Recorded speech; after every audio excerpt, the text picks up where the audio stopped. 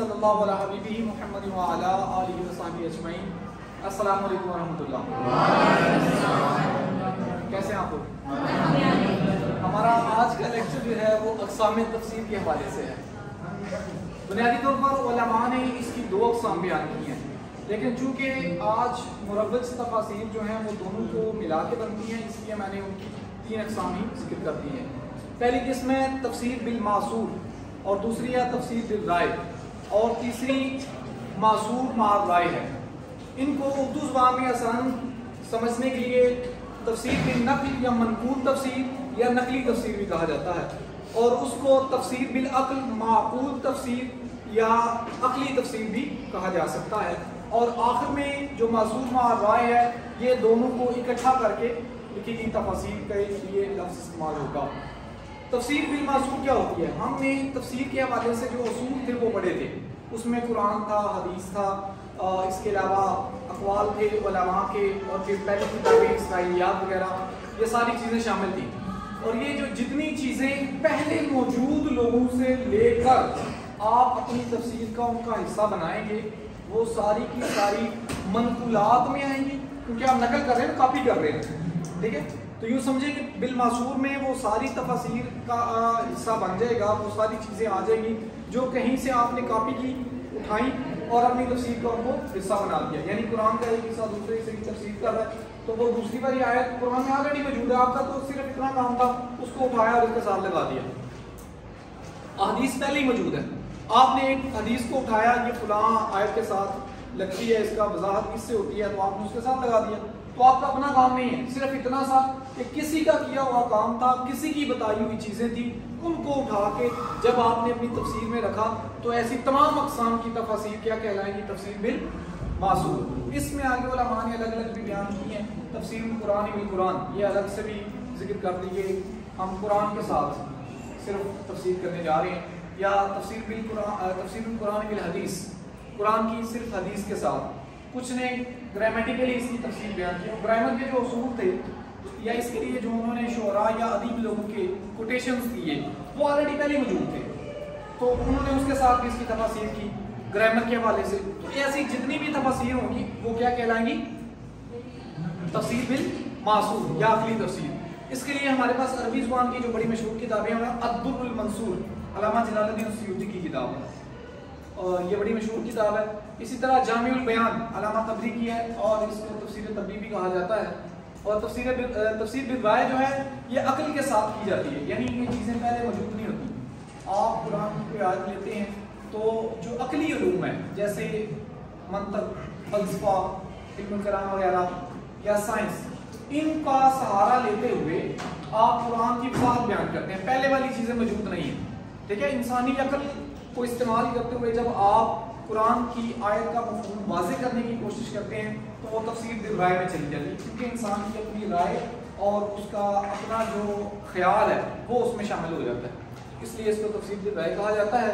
اس کی جو مشہور کتابیں ہیں ان میں سے چند ایک میں نے آپ کے سامنے ذکر کیا ہے۔ مفاتیح الغیب امام فخر الدین رازی کی ہے، اس کو تفسیر کبیر بھی کہا جاتا ہے، اور اسی طرح انوار التنزیل ہے امام بیضاوی کی ہے۔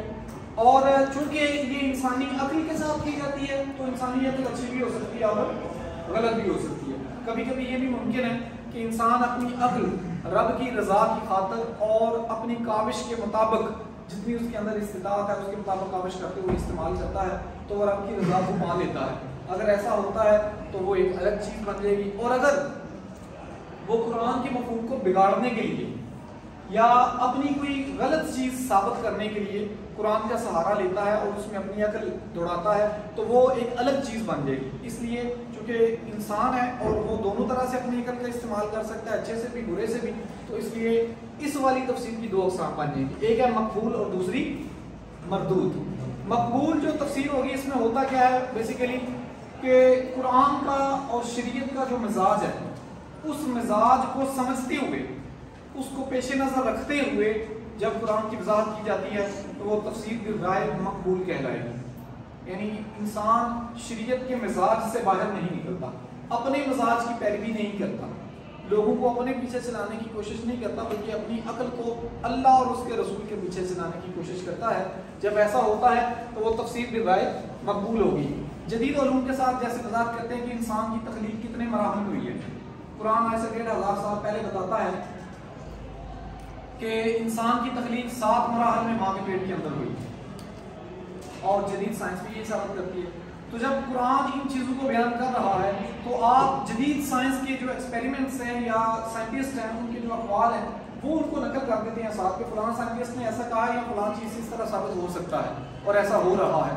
تو چونکہ قرآن کو ثابت کر رہے ہیں, اس کے مزاج کے مطابق کر رہے ہیں, تو یہ تفسیر بالرائے مقبول ہوگی. اور اگر کوئی بندہ مزاج شریعت کی مخالفت موڑ لے لیتا ہے اور اس کے خلاف جا کے اپنی رائے کو قرآن سے برتری دے کر یا شریعت کے مزاج سے برتری دے کر ثابت کرنے کی کوشش کرتا ہے تو وہ تفسیر بالرائے مقبول نہیں رہے گی, بلکہ وہ تفسیر بالرائے مردود ہو جائے گی. اچھا, اس کی جو اقسام ہے مثال کے طور پر قادیانی, ہمارے چونکہ برصغیر میں ایک طبقہ ہے قادیانیت کا, اور وہ نبی کریم صلی اللہ علیہ وسلم کے ختم نبوت کے حوالے سے قائل نہیں ہے اس کے, تو وہ جب بھی قرآن کی تفسیر کریں گے رسول اللہ صلی اللہ علیہ وسلم کی ختم نبوت کے حق میں جو چیزیں نازل ہوئی ہیں ان کو وہ توڑنے اور موڑنے کی کوشش کریں گے اور اپنے معنی اور مقاصد اس کے ساتھ وہ وضاحت کرنے کی کوشش کریں گے. جب وہ ایسا کریں گے تو وہ کس چیز میں چلی جائے گی؟ مردود میں. اسی طرح سر سید احمد خان نے لکھی ہے, غلام احمد پرویز وغیرہ نے تفاسیر جو لکھی ہیں, یہ ساری کی ساری علماء کے اتفاق کے ساتھ تفسیر بالرائے مردود میں شامل ہوتی ہیں. اچھا, اس میں ہوتا کیا ہے, ایک ایگزامپل ہے ڈارونزم کی. آپ کو پتہ ہے انسان کے فور فادرز میں کون آتے ہیں اسلام کے اکارڈنگ؟ پہلا انسان کون ہے؟ حضرت آدم علیہ السلام. حضرت آدم کو اللہ نے کس سے پیدا کیا؟ منی سے. لیکن ڈارونزم میں کیا ہے کہ انسان کے فور فادرز منکیز ہیں, بندر ہیں, چمپینزیز, جو بھی کچھ وہ کہتے ہیں. تو اسی سے وہ سب سے پہلے ایک مادہ تھا, پھر وہ آگے کچھ سادہ شکل میں بنا, پھر وہ پیچیدہ میں ہو گیا, بنتے بنتے وہ مختلف اقسام اور انواع کی مخلوقات میں جو ہے وہ بٹنا شروع ہو گیا, بالآخر وہ بندر بنا, بندر سے آگے جا کے انسان بنا. کچھ لوگوں نے قرآن سے یہ مطلب لینے کی بھی کوشش کی ہے, قرآن کی کچھ آیات سے. تو جو لوگ ایسا کرتے ہیں وہ قرآن کا مفہوم اپنی عقل کے ساتھ, اپنی عقل کے تابع رکھ کے, شریعت کے مزاج کی مخالفت موڑ لے کے وہ کرنا چاہتے ہیں, تو ان کی تفاسیر کیا ہوں گی؟ مردود. ٹھیک ہے, سمجھ آ گئی اس کی. آگے آخری جو چیز تھی معصور مع رائے, اس میں ہوتا کیا ہے کہ یہ مشترکہ تفسیر ہوتی ہے, نقلی اور عقلی. ہمارے پاس تفسیر کا جو ذخیرہ موجود ہے مسلمانوں کے پاس ابھی, اس میں جو سب سے پہلی تفسیر اس نہج پہ لکھی گئی تھی وہ امام ابو منصور محمد الماتوریدی رحمہ اللہ کی ہے, اور یہ وہ پہلا بندہ ہے کہ جس نے اس طرز پر تفسیر لکھی, اور وہ اتنا ذہین اور اتنا فتین اور اتنا وہ ہزاروں سال تک وہ آگے دیکھنے والا اور سمجھنے والا بندہ تھا کہ انہوں نے جو تفسیر آج سے قریب 1000 سال قبل پہلے لکھی, ان کی وفات 333 ہجری میں ہوئی ہے, تو 1000 سال سے زیادہ گزر چکا ہے عرصہ. تو جب وہ یہ تفسیر لکھ رہے تھے یہ بالکل نیا طریقہ تھا, ٹرینڈ نہیں تھا ان تفسیر کا, تب تفسیر بالمعصومی ہوتی تھی. تو انہوں نے ایک نئی طرز جو ڈالی, آج بھی اسی کو فالو کیا جا رہا ہے. انہوں نے اپنی تفسیر کے اندر جو طریقے بنائے, آج بھی ہم اردو ادب کی کوئی بھی تفسیر اٹھائیں تو امام ابو منصور ماتوریدی کے نہج کو انہوں نے اڈاپٹ کیا ہوا ہے.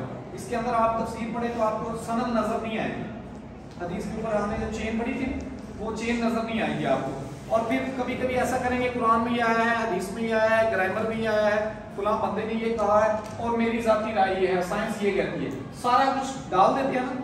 یہ سب سے پہلے اس بندے نے کیا تھا, اور ان کی تفسیر کا نام ہے تأویلات اہل السنہ, تفسیر ماتوریدی بھی کہا جاتا ہے. تو تفسیر کے حوالے سے آج کا جو جدید نہج ہے اردو ادب میں بالخصوص ہمارے برصغیر میں, وہ امام ابو منصور ماتوریدی علیہ رحمہ کو جو طریقہ کار ہے اس کے مطابق ہے. آپ کو بالمعصور جو تفاسیر ہیں یعنی نقلی تفاسیر اردو ادب میں تقریباً نہیں موجود, آپ کو نہیں ملے. اسی طرح خالصتاً تفسیر بالرائے جس میں بالمعصور کا کوئی عمل دخل نہ ہو, ایسی بھی آپ کو ملے گی نہیں آلموسٹ. تو جو آج ہمارے پاس لٹریچر موجود ہے وہ آخری والا ہی ہے, چونکہ ہمارے ہاں لٹریچر وہ آخری والا ہے, اس لیے میں نے ایک الگ سے اس کی قسم آپ کے سامنے رکھ دی ہے تاکہ آپ کو سمجھنے میں آسانی ہو جائے. اس حوالے سے آپ کا کوئی کویسچن ہو تو آپ کر سکتے ہیں. اللہ حافظ.